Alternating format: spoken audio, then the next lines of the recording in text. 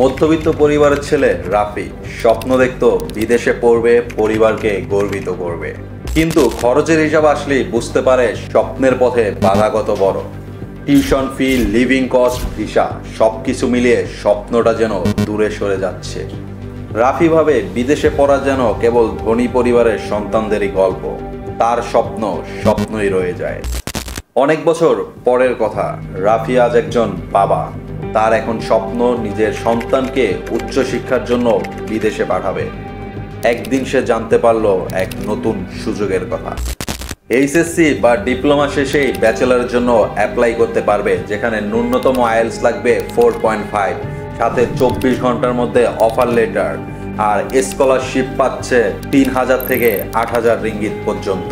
আর যদি কেউ এসএসসি শেষে যেতে চায় তাহলে যেতে পারবে 1 বছরের ফাউন্ডেশন কোর্সে। 1 বছরের ফাউন্ডেশন কোর্স শেষেই সে অ্যাডমিশন নিতে পারবে ব্যাচেলার প্রোগ্রামে।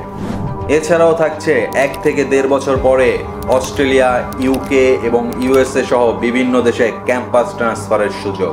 আর আইএলটিএস 6 অথবা এমওয়াই দিয়ে অ্যাপ্লাই করা যাবে মাস্টার্সে এবং 1 বছর পরে ক্যাম্পাস ট্রান্সফার করতে পারবে।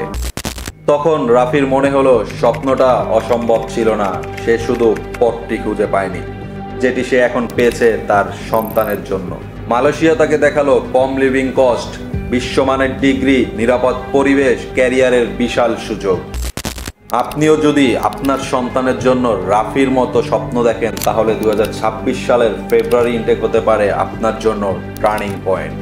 আজই অফিস ভিজিট করুন অথবা কমেন্টে দেওয়া লিঙ্কে ক্লিক করে ফ্রি কাউন্সেলিং নিন। স্বপ্নটা বড়, কিন্তু পথটা হতে পারে সহজ।